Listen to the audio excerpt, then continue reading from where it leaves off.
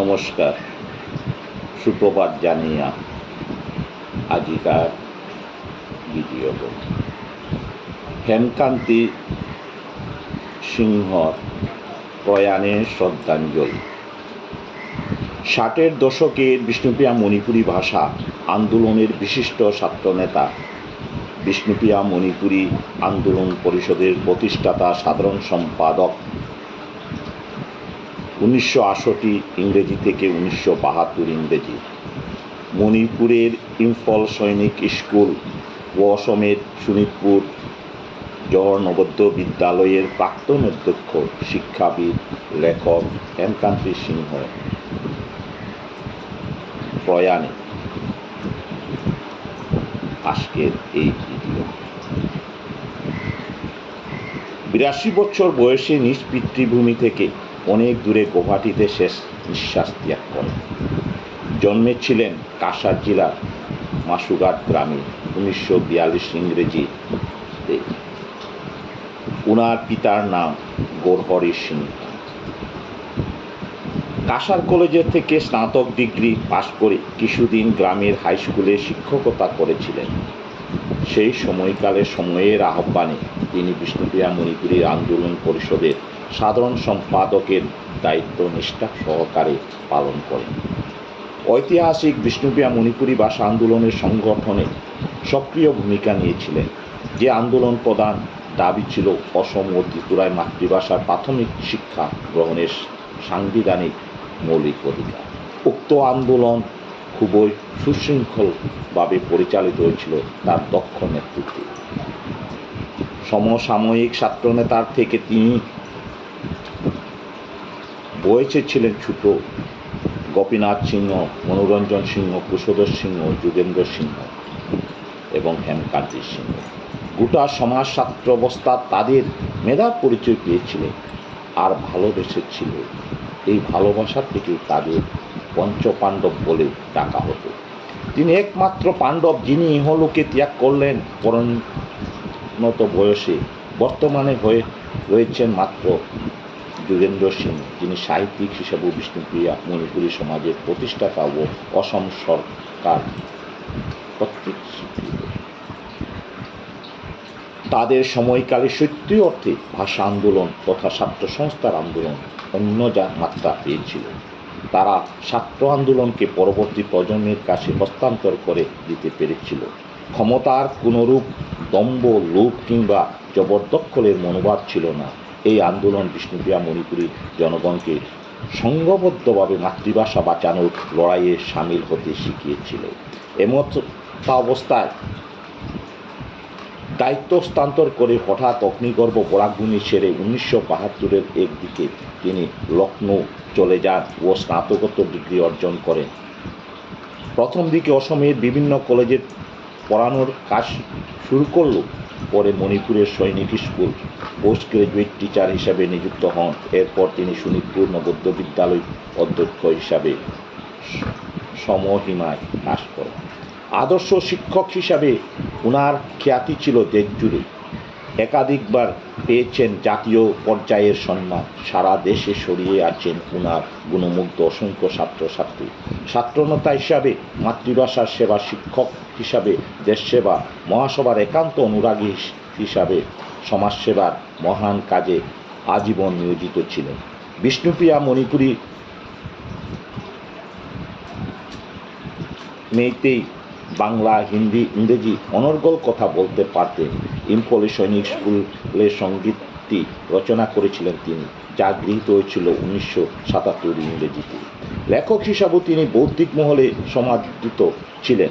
1972-এর দিকে শিলচর থেকে প্রকাশিত গোধূলি পত্রিকা সম্ভবত প্রথম একটি গদ্য লেখেন নিজ মাতৃভাষা বিষ্ণুপ্রিয়া মণিপুরীতে। এরপর অবশ্য একটি দীর্ঘ নীরবতা লক্ষ্য করা গিয়েছিল। দীর্ঘ নীরবতা যে নিষ্ক্রিয়তা নয় তা প্রমাণ করেছিলেন বিষ্ণুপ্রিয়া মণিপুরী সমাজের 5 জন শহীদ নিয়ে পঞ্চশহীদ নামের একটি গ্রন্থ। শহীদের হলেন বিষ্ণুপ্রিয়া মণিপুরী সমাজের জাতীয় আন্দোলন প্রথম শহীদ রাসবাবু সিংহ 1933 ইংরেজি, বাংলাদেশের মুক্তিযোদ্ধা শহীদ গিরীন্দ্র সিংহ 1971 ইংরেজি, মাতৃভাষা আন্দোলনের শহীদ সলিল সিংহ 1995, 501 ঘন্টা আন্দোলনের শহীদ সুদেষ্ণা সিংহ 1996 ও সন্ত্রাসবাদ বিরোধী আন্দোলনের শহীদ ত্রিপুরার প্রাক্তন স্বাস্থ্যমন্ত্রী শহীদ বিমল সিংহ 1998 ইংরেজি। উনি একজন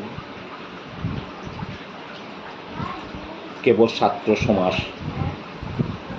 এবং শিক্ষাবিদ, এছাড়াও ওনার অবদান অনেক কিছু রয়েছে। উনি মাসুঘাট হাই স্কুলে শিক্ষকতা করে করে গ্র্যাজুয়েশন অর্জন করেন এবং পরবর্তীকালে আমি শোনা হয়েছিল তার বন্ধুদের কাছ থেকে এবং ওনার মুখ থেকে তিনি লামডিং কলেজেও কিছুদিনের জন্য শিক্ষকতা করেছেন। উনি মাসুঘাটে রাজবাবু স্মৃতি মঞ্চ যে সংগঠনটি, ওনার এই মস্তিষ্কের এক পরিচয়। আজকে ওনাকে শ্রদ্ধাঞ্জলি জানাতে রাজবাবু স্মৃতিমঞ্চের প্রথম অনুষ্ঠান 1910 ইংরেজিতে যা করেছিল তার ফটোটুকু তুলে ধরার চেষ্টা করছি।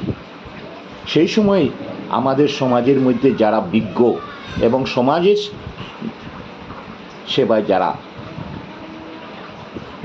নিজেদেরকে